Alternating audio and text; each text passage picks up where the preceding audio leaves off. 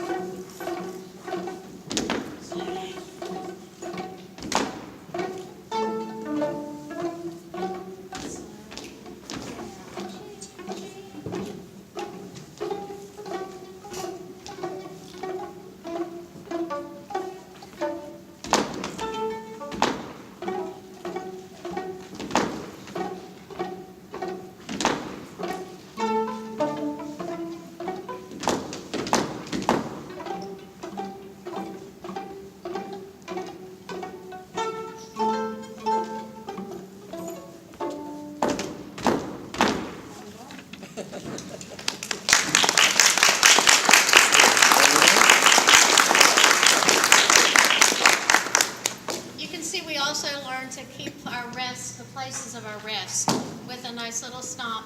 Later we'll take that out. I don't allow our intermediate or advanced students to stomp on rest. But right now it's a really good placeholder. I do want to say that we have one young lady that's in your program, Grace Boston, who is not with us today.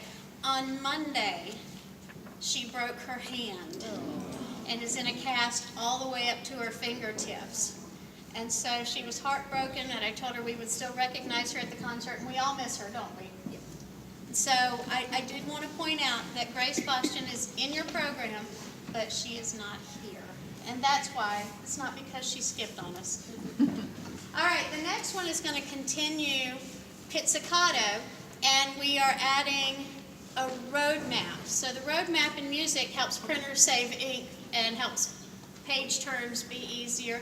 So we are repeating a section, and it's written as repeat signs instead of all the notes written out. So we're adding a road map to our pizzicato while we play Old MacDonald Had a Farm.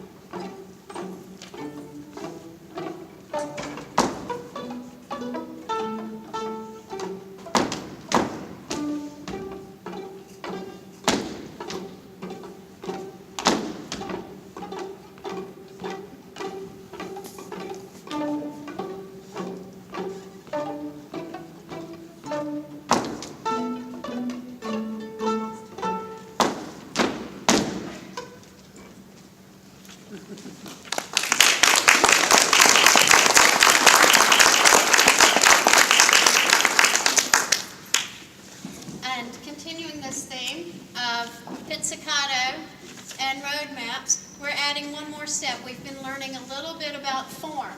So our next piece is in ABA, or binary form, and that's where you have one section that's a melody, and then you have another section that's a different melody, and then you go back and you repeat the first section.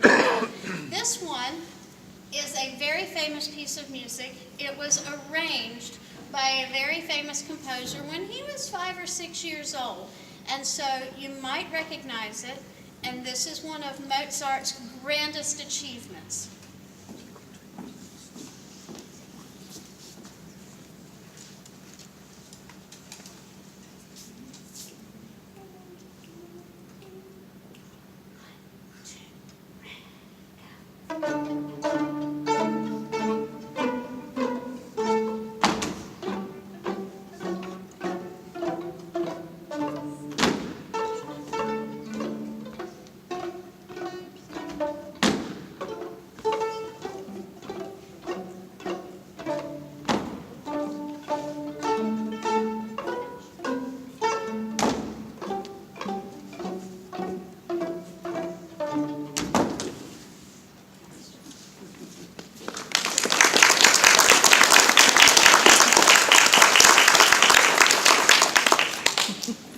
So now we are going to arco, which was the next thing that we learned. And we are going to play a scale for you, and a scale is one of the most fundamental things in music. If you have ever studied music or done private lessons, you've had to practice scales, up, down, backwards, arpeggios, 2 octaves, switching your hands over, and all kinds of different ways. So we start with our D major scale, and all of the music that we are playing for you today is in the key of D major. So this is our most important scale, and we're combining it with the arco. So page 19 or 16.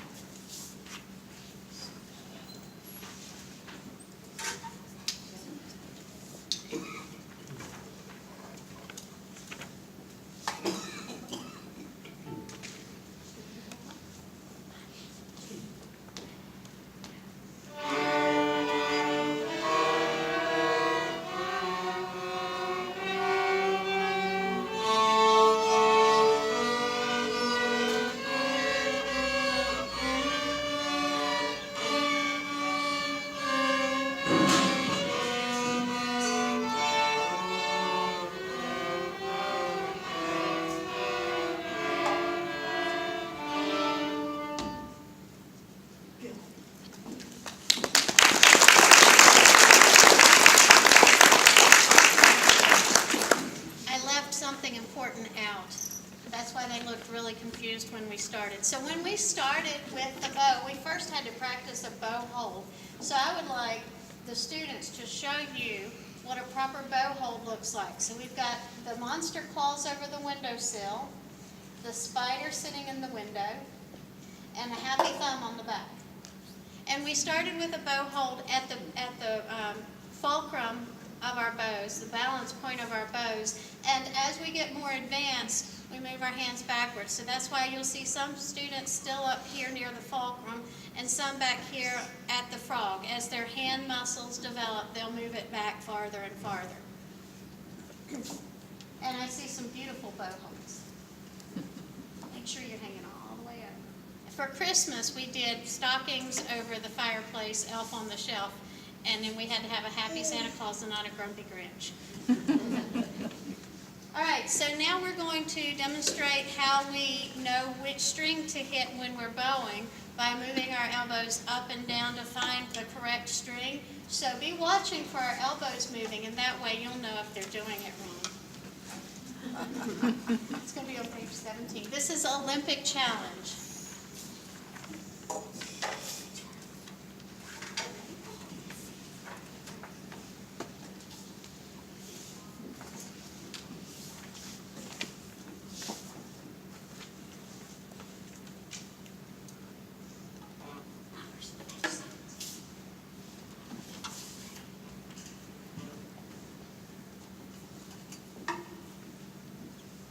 Starting with the higher line. This is D's.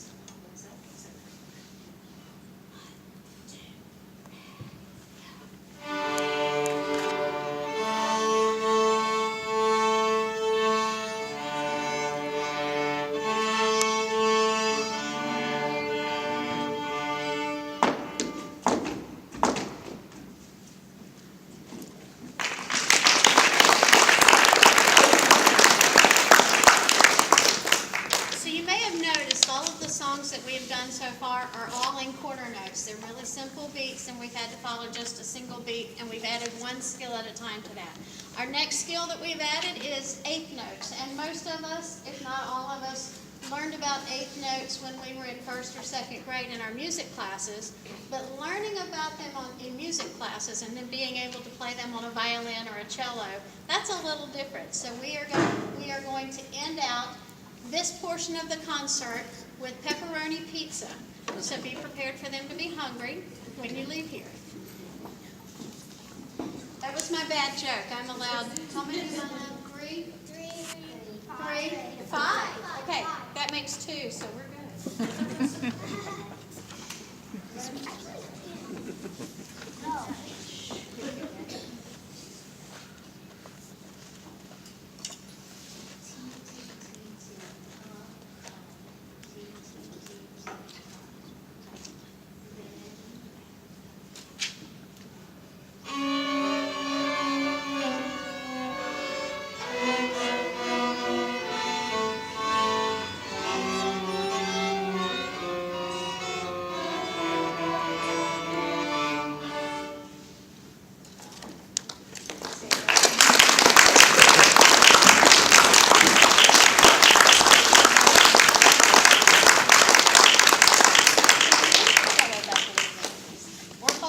Now this is your Kodak moment.